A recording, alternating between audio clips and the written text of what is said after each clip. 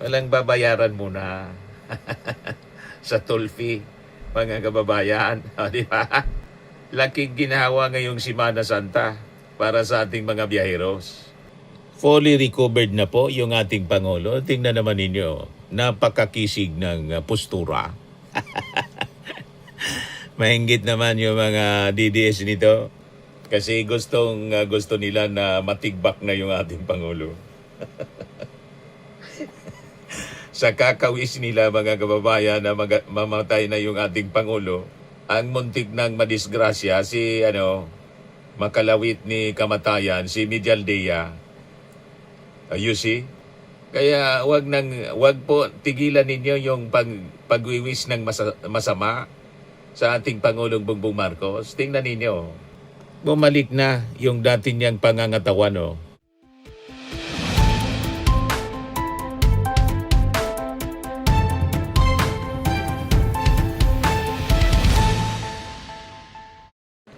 Hello po mga kababayan, tuloy-tuloy ang serbisyo ng Bagong Pilipinas.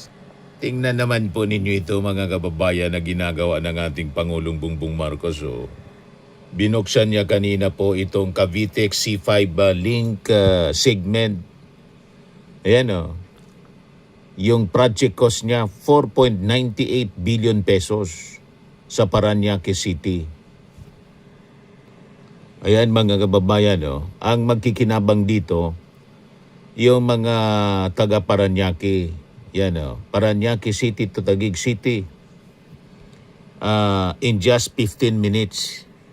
Direct access siya mga kababayan from NAIA through Cavitex to C5 Road.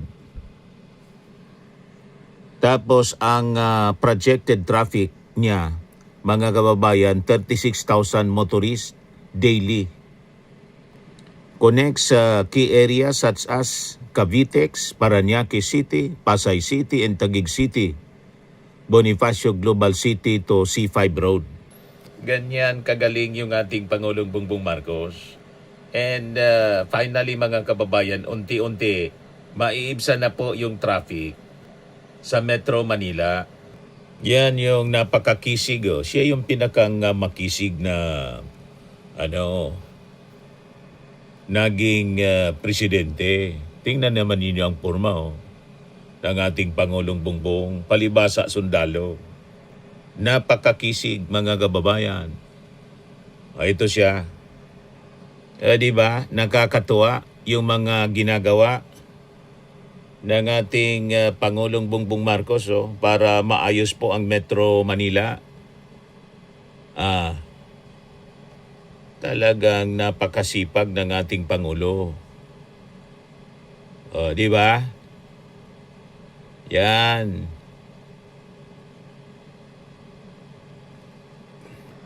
Sabi dito sa releases na pinalabas ng Presidential Communications Office, mas mabilis, mas maginhawa at mas ligtas ang biyahe ng ating mga kababayan.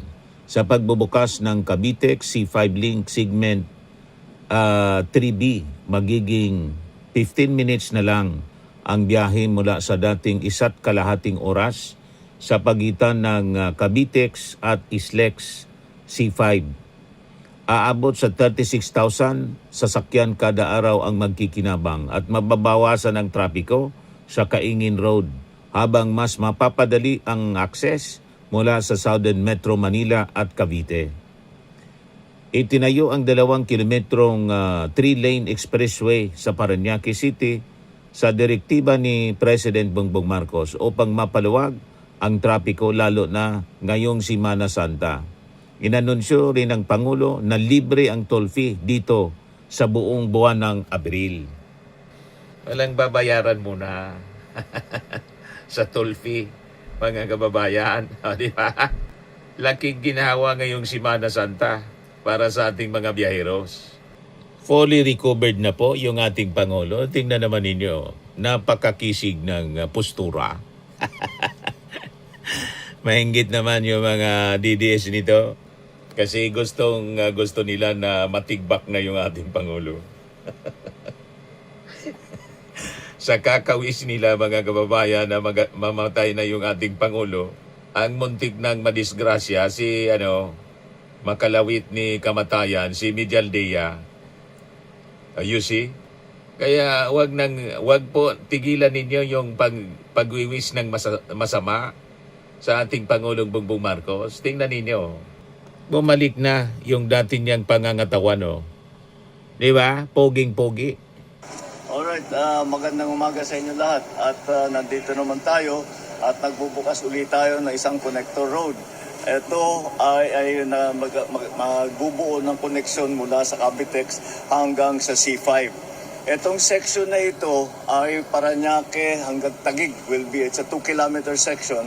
At ang dadaan dito, mga 36,000 na vehicles ang dadaan dito.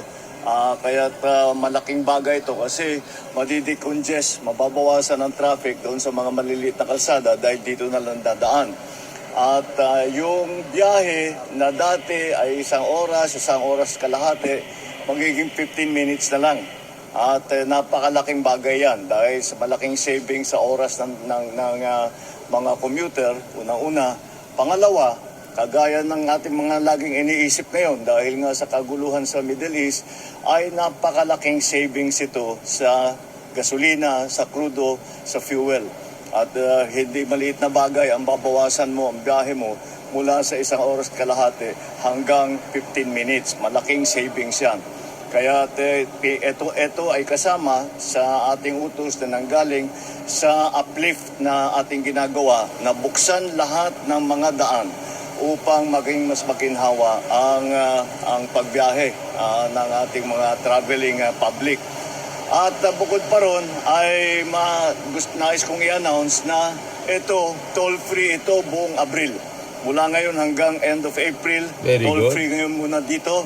At para naman ay mapagbigyan ng ating mga kababayan na dumadaan dito, lalong-lalo na ngayon na Holy Week na ngayon at maraming bumabiyahe. Kaya ito ay patuloy namin ginagawa at bubuksan natin sa, I think later on, bukas meron na naman bubuksan. I don't know kung makapag-attend ako pero may bubuksan na naman and that is which one? Kabanatuan, sir. Tama, this is the one we were talking about. So, Kabanatuan to Ano po, mula Tagak po hanggang Kabanatuan. that's another para na naman sa ibang section ng Luzon. Ating binubuksan itong mga Central Luzon, ito naman Southern.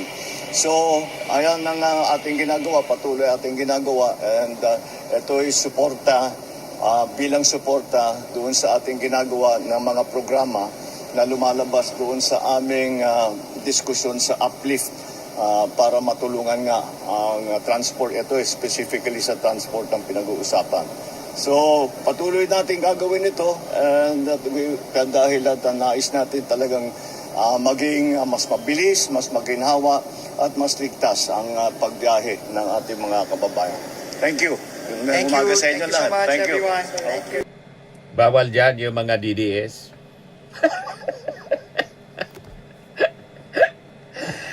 Di ba? Mga kababayan, sige lang ang trabaho ng ating Pangulong Bongbong Marcos kahit Lunes Santo na. At tuloy-tuloy din yung libreng sakay, mga kababayan. Yan o. Yan o. Libreng sakay ng Office of the President. Di ba? Yan ang serbisyo ng Office of the President. Libreng sakay.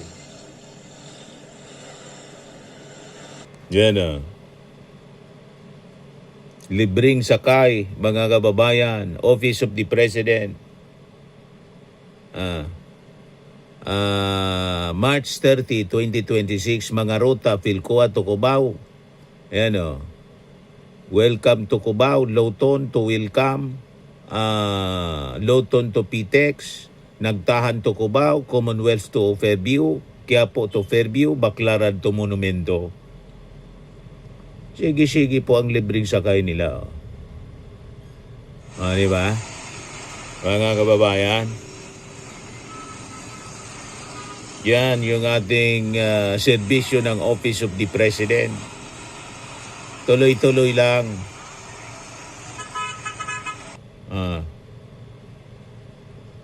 Grabing kaginawahan. na ginagawa ng Office of the President, mga kababayan, ngayon na panahon ng krisis, hindi po niniliglig at yung repatriation po tuloy-tuloy.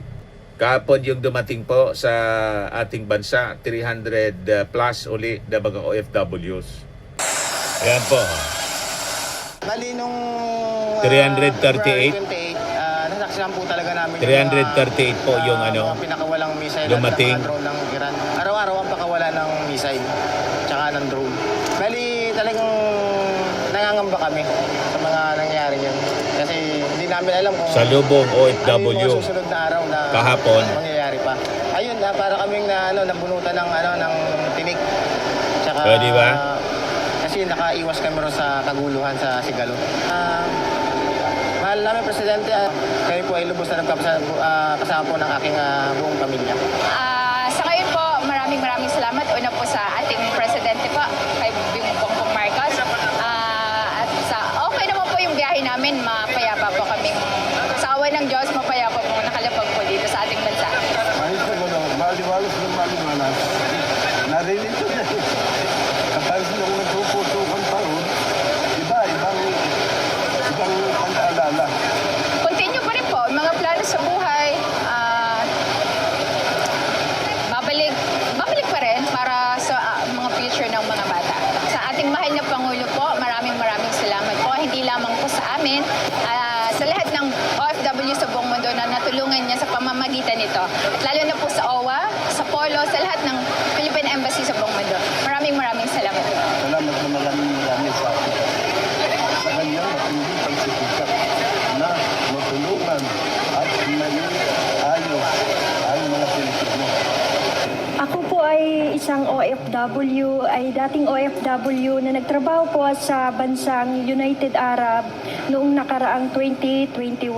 At para matulungan ko po yung aking pamilya, kaya po ng ibang bansa ako. Pero sa kasamang palad po, hindi po ako sinuwerte at nagkaroon po ako doon ng anak.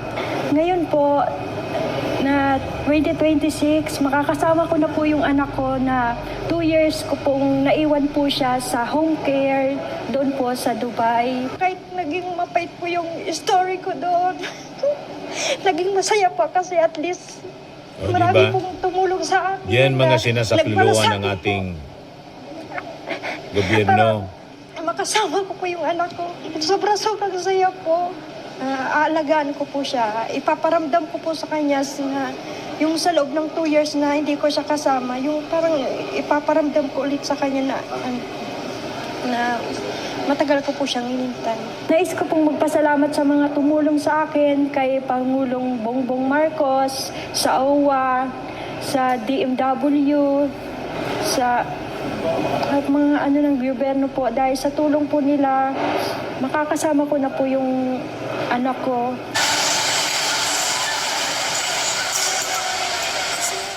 Sa OWA naman po, ang mga post-repatriation services po namin, ay nandito po kami sa mga OFW na nangangailangan ng hatid or para makauwi sila sa Visayas or sa Mindanao. Ang OWA po ay naghanda ng pwede po namin silang i-hotel at sasagutin po ng OWA ang kanilang transportation pauwi. Aside from that, ang sabi po ni Sec Hans, yung mga financial assistance, yung integration po ay nakaabang na rin po. So once na-settle in na po sila, kung gusto na po nilang i-avail, pupunta lang po sila sa Regional Welfare Office namin. Di ba masaya para sila? Sila po ay lumapit kung ano na kailangan nilang integration support, livelihood, assistance, skills up training, pwede po lahat yun. Kami po ay Kompleto po yung serbisyo, livelihood assistance. Ayon sa tagubilin ng ating Pangulo na isaayos ang kaligtasan, ang ligtas na pagpapauwi ng ating mga OFW sa gitna ng hidwaan sa Middle East, ay 2,600 na ang nakauwi. Ang dami na pala. 1,609 are William Moore Air OFWs Base. and their dependents would be 691. Magandang hapon po sa inyong lahat at welcome home po sa inyong lahat. Kasama ng ating mahal na Pangulo Ferdinand Marcos Jr. Nagagalak po kaming makita kayong lahat, isa-isa kayo. Nagagalak kami, tuwa kami, nakarating po kayo, nakauwi kayo sa ating mahal na bayan na Pilipinas. And this is the 6th chartered flight, and this one is out of UAE. It will still be a busy Holy Week for our repatriation teams.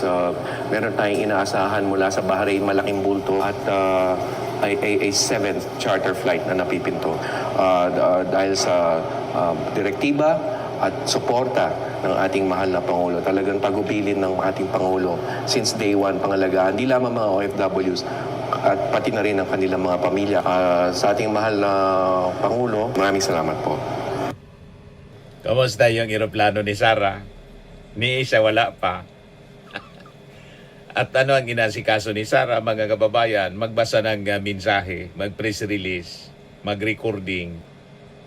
At nandun, mga kababayan, sa birthday ng kanyang tatay, puro na lang pampersonal. O di ba, mga kababayan? Walang serbisyo sa ating mga mamamayang Filipino. Pati yung mensahe sa Holy Week, hindi man totoo, baliktad sa kanyang mga ginagawa. Ibigay ko sa inyo yung una, yung mensahe sa Holy Week. Makikita ninyo yung sincerity sa mensahe sa Holy Week ng ating Pangulong Bongbong Marcos. I-compare natin, mga kababayan, sa mensahe ni Sara Duterte. Ayan Sabi ng ating Pangulong Bongbong Marcos, as we reflect on His sacrifice, may we renew our commitment to love one another more deeply, serve one another more faithfully, and stand firm in faith, even in the face of trials. May this Holy Week strengthen our resolve to become a nation guided by faith, united in purpose, and inspired by selfless service. Ayan ang mensahe ng ating Pangulo.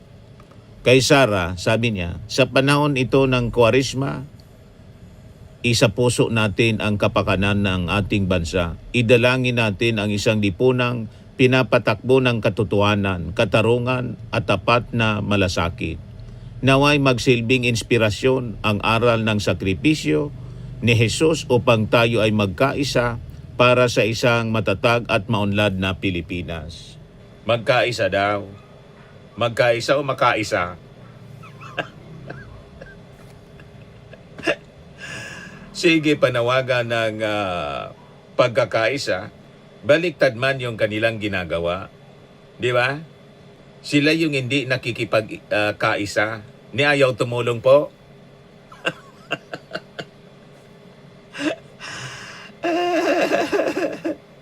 Isa puso daw, mga kababayan, ng kapakanan ng ating bansa. Idalangin natin ang isang lipunang pinapatakbo ng katotohanan, katarungan at tapat na malasakit.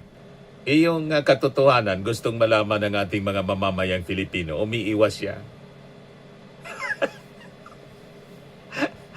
Sa issue ng impeachment para malaman yung katotohanan. O, di ba? Puro kabaliktaran ang sinasabi ni Sara Duterte. Sabi ng mga nag-react, it should begin for the two of them. Sa ating Pangulo, ginagawa niya yon. Sabi ni Flor de Risa Ribota Pasilan, luod ang isa. Sabi ni Joan Bernardo Lacruz, sino kaya sumulat ng message ni Inday Sira? Alangan namang siya mismo. Sabi ni NC Roa Graho, naintindihan ba ni Sho yung binabasa niya? Sabi ni Tony Payanay, sino kaya sa dalawa ang sincere sa mga sinasabi? Puro kabaliktaran ang ginagawa ni Sara Duterte sa sinasabi niya. Buti pa si Martin Romualdez, ginagawa yung kanyang mga sinasabi. Kung Martin Romualdez calls for prayers, reflection, unity this Holy Week, ang Semana Santa ay panahon ng panalangin at pagninilay-nilay. Panahon ito ng pag-aalala sa dakilang pag-ibig ng Diyos, isang pag-ibig na nagligtas sa atin, nagbigay ng pag-asa at patuloy na umaakay sa atin pabalik sa Kanya, sabi po ni Martin Romualdez. Sa gitna ng sigalot at suliranin na ating kinakaharap, naway magsilbing paanyaya ang mga araw na ito upang tayo ay huminto, magnilay at magbalik loob. Panahon ito upang suriin ang ating mga puso ang ating mga pagkukulang at ang mga pagkakataong tayo ay nagkulang sa pagmamahal.